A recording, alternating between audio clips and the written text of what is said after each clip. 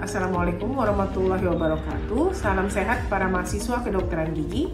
Pada video kali ini kita akan membahas mengenai peranan vitamin C dalam proses penyembuhan soket pasca ekstraksi gigi. Tindakan ekstraksi gigi atau pencabutan gigi merupakan salah satu prosedur yang umum dilakukan di bidang kedokteran gigi. Indikasi untuk melakukan tindakan pencabutan gigi antara lain adalah gigi yang tidak bisa dipertahankan lagi akibat adanya karies atau penyakit periodontal, abses gigi, gigi supernumerari, gigi sisa akar, untuk keperluan ortodonti ataupun untuk keperluan gigi tiruan.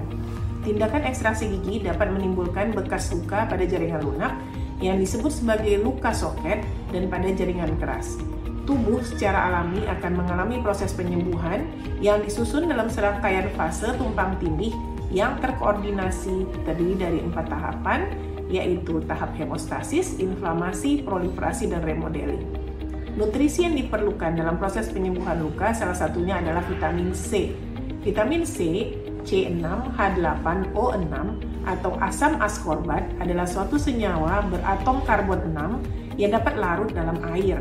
Vitamin C memiliki peran penting dalam proses penyembuhan luka, yakni berperan dalam proses pertumbuhan jaringan, pembaharuan sel, dan perbaikan selama proses penyembuhan luka.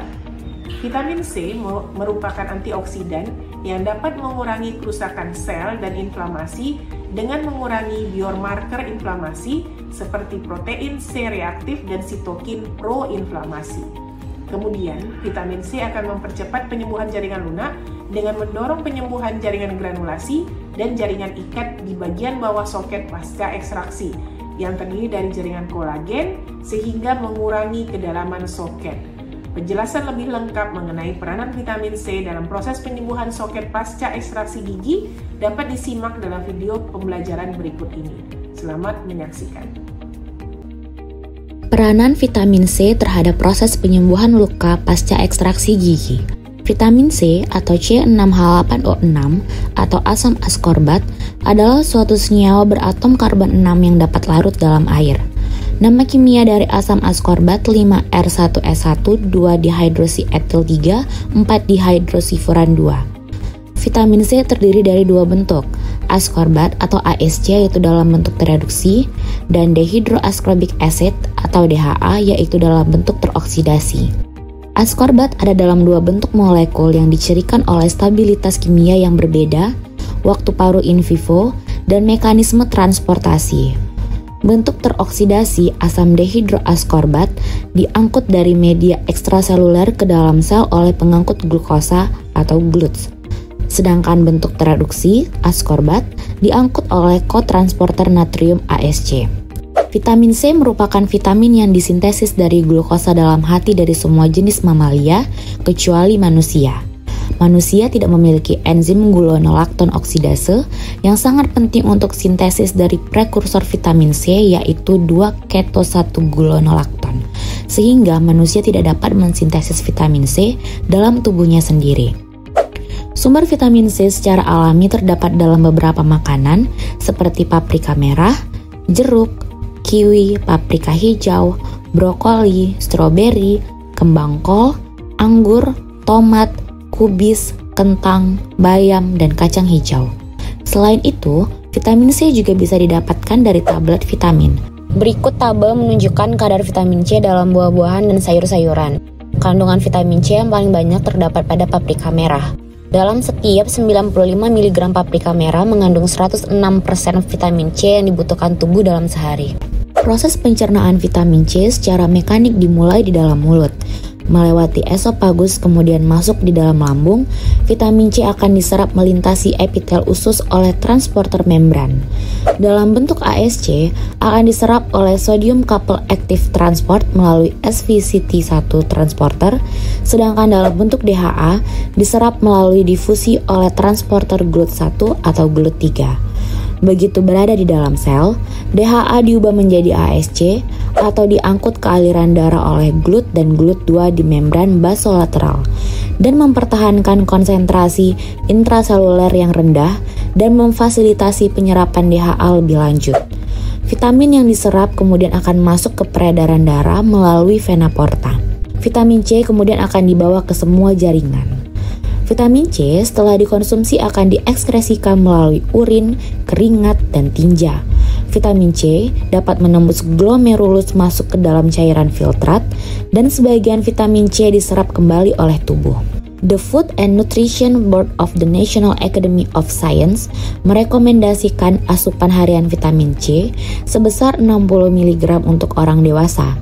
Sedangkan World Health Organization merekomendasikan asupan harian sebesar 45 mg. Agar tubuh dapat berfungsi dengan baik, orang dewasa direkomendasikan untuk menerima setidaknya 200 mg vitamin C dari makanan sehari-hari. Dosis vitamin C yang direkomendasikan untuk mempercepat penyembuhan adalah 500 sampai 1000 mg per hari. Mengkonsumsi vitamin C oral 600 mg per hari atau dibagi 200 mg 3 kali sehari meningkatkan penyembuhan luka pencabutan gigi pada dimensi mesiodistal dan mengurangi nyeri pasca operasi. Kelebihan vitamin C yang dikonsumsi melalui makanan tidak menimbulkan gejala yang berarti. Namun, mengkonsumsi vitamin C dalam bentuk suplemen dosis tinggi akan menyebabkan gejala hiperoksaluria dan meningkatkan resiko terkena batu ginjal. Kelebihan konsumsi vitamin C juga mengakibatkan gangguan pencernaan, kram perut, mual, gas lambung berlebih, dan diare. Kelebihan vitamin C dieliminasi melalui urin setelah ekskresi dari ginjal. Apabila kadar dalam darah melewati ambang rangsang ginjal 1,4 mg/sen, maka dieskresikan melalui urin berbentuk utuh dan garam sulfat. Beberapa tanda kekurangan vitamin C di dalam tubuh adalah rambut sangat kering dan bercabang, kulit bersisik, kering dan kasar, gusi mudah berdarah dan meradang, luka lama sembuh, mengalami infeksi berulang dan mudah berdarah, mengalami mimisan atau epistaksis berulang, nyeri atau pembekakan pada sendi, anemia, gigi mudah rapuh.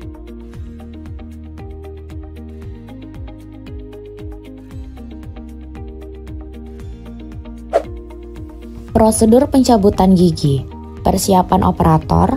Operator menggunakan masker, headcap, dan handscoon. Pasien dipersilakan untuk duduk di dental chair, kemudian dilakukan anamnesis. Lakukan asepsis intraoral dengan menginstruksikan pasien untuk berkumur larutan antiseptik selama 30 detik. Setelah itu, pasien diinjeksikan bahan anestetikum pada gigi 36 yang akan diekstraksi. Setelah bahan anestesi bekerja, longgarkan perlekatan jaringan lunak pada servikal gigi menggunakan raspatorium. Kemudian dilanjutkan dengan meluksasi gigi menggunakan band.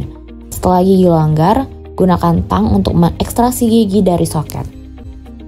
Saat gigi dicabut dari tulang alveolar, pendarahan akan terjadi. Pendarahan merupakan respon awal akibat kerusakan yang terbentuk pada pembuluh darah, yaitu terjadi vasokonstriksi atau penyempitan pembuluh darah, dan hemostasis atau pembekuan darah.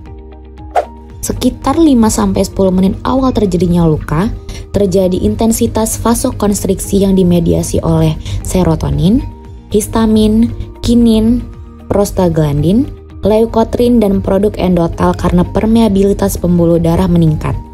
Vasokonstriksi lokal pada arteri dan kapiler terjadi untuk membantu menghentikan pendarahan. Pada fase hemostatis, vitamin C diperlukan untuk mempertahankan ekspresi galaktin 1 atau GAL1. GAL1 merupakan protein pengikat karbohidrat dengan afinitas tinggi terhadap oligosakarida yang mengandung beta-galaktosa yang diperlukan dalam penyembuhan luka. Adesi trombosit ke ECM pada lokasi cedera vaskular merupakan langkah awal untuk menghentikan pendarahan. Proses ini terutama melibatkan pengikatan kolagen fibrilar, fibronektin, dan laminin. GAL1 menginduksi perubahan konformasi reseptor alfa-integrin permukaan trombosit dan memungkinkan pengikatan fibrinogen yang menyebabkan agregasi trombosit menjadi sumbat hemostatik. GAL1 berikatan dengan trombosit manusia dengan cara yang bergantung pada karbohidrat, menunjukkan bahwa hal itu memungkinkan memainkan peran kunci dalam proses hemostatik. GAL1 berikatan dengan integrin alfa dan membentuk kisi-kisi yang menginduksi pengelompokan integrin dan menyebabkan aktivasi trombosit. Aktivasi trombosit yang diinduksi GAL1 melibatkan mobilisasi CA2 positif, fosforilasi protein kinase teraktivasi mitogen, AKT dan integrin beta 3. Agregasi trombosit diperkuat oleh GAL1 dan faktor trombosit 4 CXCL4 dengan efek suportif. Pada fase ini, terjadi peningkatan perlekatan trombosit. Trombosit ini bertugas mensekresi faktor yang merangsang pembengkuan darah. Trombosit kemudian beragregasi sepanjang endotelium pembuluh darah dan fibrinogen diubah menjadi monomer fibrin sehingga akan membentuk bekuan darah yang mencegah kebocoran pembuluh darah. Dalam 24-48 jam setelah pencabutan, darah akan berhenti. Darah akan menggumpal dan dilapisi oleh jaring-jaring fibrin atau yang disebut dengan blood clot. Clot berfungsi menghentikan pendarahan dan sebagai media perlekatan atau adesi sel yang berperan dalam proses penyembuhan. Fase inflamasi merupakan fase kedua dari proses penyembuhan luka yang terjadi dalam waktu 24 jam pertama dan berlangsung selama 2 minggu. Secara klinis, tanda inflamasi muncul seperti kemerahan atau rubor, hangat atau kalor, bengkak atau tumor, dan adanya rasa sakit atau dolor. Tahap ini biasanya berlangsung hingga 4 hari pasca pencabutan gigi. GAL1 dipertahankan ekspresinya oleh vitamin C dalam fase inflamasi untuk melakukan aktivitas pengaturan kekebalan dan berperan dalam penyembuhan luka. Fungsi monomodulator GAL1 yang memiliki efek penghambatan pada neutrofil, memiliki efek antiinflamasi, dan memiliki kemampuan menginduksi paparan fosfatidilserin atau PS pada membran permukaan neutrofil. Peran anti-interfecting GAL1 endogen dan fungsi pro-apoptosis eksogen GAL1 yang larut sangat penting untuk mengatasi inflamasi dan perbaikan jaringan. Sel inflamasi seperti neutrofil atau sel polimorfonuklear adalah salah satu sel inflamasi pertama yang bergerak ke lokasi luka. Fungsi utamanya adalah mencegah infeksi dengan menyerang mikroba yang mencoba menyerang bagian yang terluka. Neutrofil memiliki peran utama memfagosit bakteri dan melepaskan proteinase untuk mendegradasi komponen di sekitarnya guna mempersiapkan deposisi jaringan. Pada fase inflamasi, vitamin C diperlukan untuk apoptosis neutrofil. Secara khusus, vitamin C terakumulasi dalam jumlah milimolar dalam sel imun. Sel-sel neutrofil dilepaskan dari sumsum tulang dalam keadaan pro-apoptosis dan dibersihkan dari sirkulasi melalui apoptosis spontan dalam waktu 8-10 jam. Setelah semua partikel asin termasuk bakteri telah difagosit, neutrofil akan mengalami apoptosis dan difagosit oleh makrofag. Sejumlah growth factor disekresikan oleh makrofag dan neutrofil antara lain FAGF, TGF, dan PDGF, serta beberapa sitokin. Proses ini bertanggung jawab untuk membersihkan 1010-1011 sel setiap hari dan memastikan pembuangannya aman tanpa pelepasan banyak enzim sitotoksik. Dan hidrolitik infiltrasi makrofag pada daerah luka dipengaruhi oleh agen kemoatraktif seperti TGF-beta, PDGF, faktor clot, komplement, dan lain sebagainya. Selama resolusi inflamasi akut, makrofag menjalani pemrograman ulang dari fenotip proinflamasi menjadi fenotip antiinflamasi atau reparatif. Peralihan makrofag yang pro-resolve ini difasilitasi oleh interferon beta yang berkontribusi terhadap resolusi inflamasi dan proses penyembuhan. Antioksidan yang terkandung dalam vitamin C adalah zat yang dapat melindungi sel terhadap spesies oksigen reaktif atau ROS. Antioksidan menyumbangkan salah satu elektronnya untuk menetralisir radikal bebas dan mengubahnya menjadi produk inert. Ketika tingkat ROS melampaui kapasitas antioksidan untuk menghilangkannya, stres oksidatif akan terjadi dan dapat menyebabkan kerusakan sel, DNA, protein, dan lipid jika jumlahnya tinggi dan terus-menerus. Rangsangan stres oksidatif dapat menyebabkan aktivasi faktor transkripsi sensitif redoks, seperti faktor nuklir kappa B.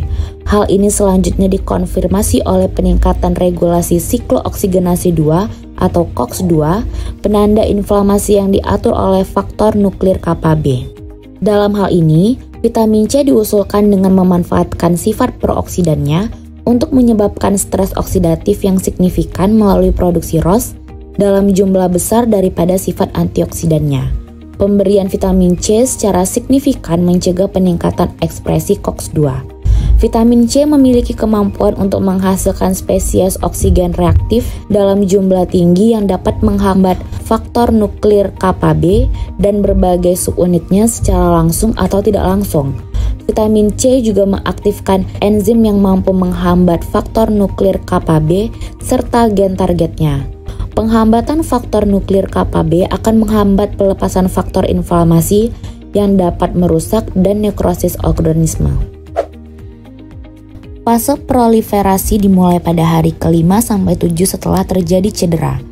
Antioksidan seperti vitamin C adalah zat yang dapat melindungi sel terhadap spesies oksigen reaktif atau ROS. ROS membantu dalam proses reepitelisasi dengan cara mengaktifkan ekspresi kolagenase dan memediasi EGF signaling. H2O2 mengaktifkan aktivator protein 1 atau AP1 yang selanjutnya akan menginduksi ekspresi kolagenase atau MMP1. Kolagenase membantu degradasi matriks ekstraseluler yang selanjutnya membantu dalam migrasi sel yang terkait dengan luka. 1-2 hari setelah cedera, keratinosit akan berproliferasi untuk mendukung kehadirannya pada luka tersebut.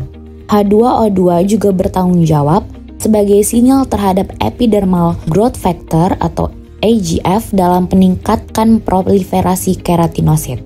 PEGF merupakan faktor pertumbuhan angiogenik utama yang merangsang sel-sel endotel untuk bermigrasi, berkembang biak dan membentuk kapiler baru yang tak terhitung jumlahnya. Angiogenesis dan deposisi matriks yang terjadinya setelah cedera terlihat sebagai jaringan granulasi yang berupa pembentukan kapiler-kapiler baru dan FGF2 serta vascular endothelial growth factor atau VEGF yang dikeluarkan pada daerah luka dengan cara merangsang timbulnya angiogenesis dan peningkatan afinitas FGF2 ke reseptor dan induksi ekspresinya ini dilakukan oleh ROS. H2O2 dapat menginduksi ekspresi VEGF pada keratinosit selama terjadinya proses penyembuhan luka tersebut. Matriks akan dibentuk oleh molekul yang strukturnya dihasilkan oleh fibroblast dan akan memberikan dukungan dalam pembentukan jaringan granulasi.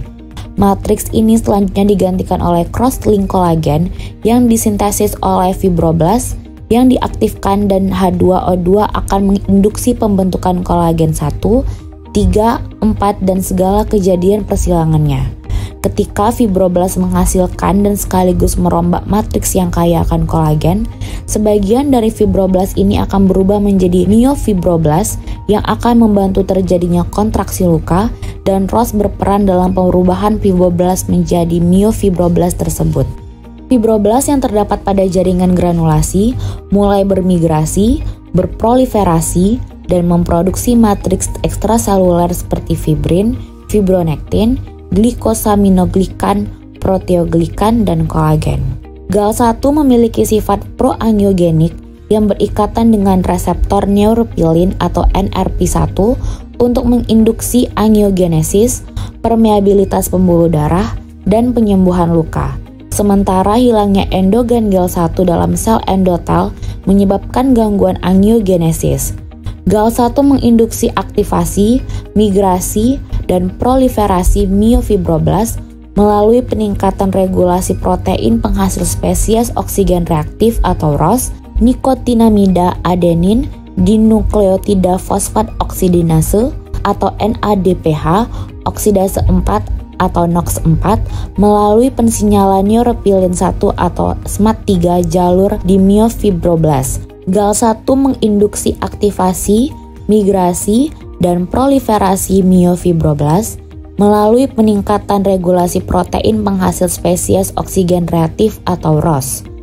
Nikotinamida adenin dinukleotida fosfat oksidase atau NADPH oksidase 4 atau NOX4 melalui pensinyalan neuropilin 1 atau SMAD3 jalur di myofibroblast. GAL1 diekspresikan dalam keratinosit kulit dan memediasi interaksi matriks, menunjukkan peran potensial dalam reepitelisasi selama penyembuhan luka. Luka yang mengalami kontraksi akan membantu dalam proses reepitelisasi sehingga lebih cepat membawa tepi luka yang satu ke tepi luka yang lain. Penyembuhan luka memasuki fase remodeling, di mana jaringan granulasi matang menjadi bekas luka dan tensile strength jaringan meningkat yang dapat berlangsung selama 1-2 tahun. Penyembuhan jaringan lunak dalam hal ini adalah pengurangan kedalaman soket. Fungsi vitamin C dalam tahap ini juga untuk mempertahankan ekspresi galaktin 1. Penyembuhan luka fisiologis melibatkan fibroblast yang diferensiasi menjadi myofibroblast yang berperan aktif dalam rekonstruksi jaringan yang rusak setelah cedera. Kecukupan vitamin C mampu untuk menginduksi ekspresi GAL1 awal pada makrofag.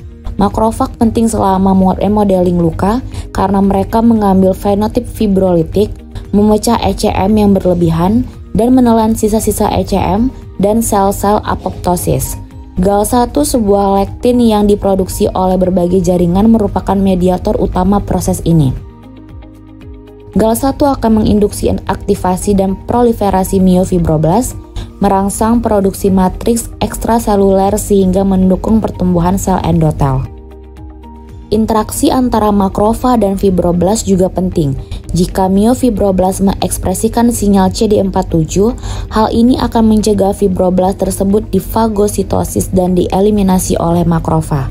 Ekspresi myofibroblast diinduksi TGF-beta, myofibroblast dimediasi melalui aktivasi SMAD3 oleh kompleks reseptor TGF-beta 1, menghasilkan kombinasi kompleks SMAD2 atau 3 dengan SMAD4 dan translokasi ke dalam nukleus. Keterlibatan vitamin C mendorong penyembuhan jaringan granulasi pasca ekstrasi dan jaringan ikat yang terdiri dari jaringan kolagen sehingga mengurangi kedalaman soket. Pengikatan SMAD3 ke pengikatan SMAD elemen di wilayah promotor mengatur transkripsi alpha smooth muscle actin atau SMA untuk mendorong deposisi ECM protein seperti jaringan kolagen type 1 dan 3. Awalnya COL3 disintesis dalam jumlah tinggi, namun kemudian digantikan oleh COL1 oleh ECM, collagen fibrillar dominan di kulit.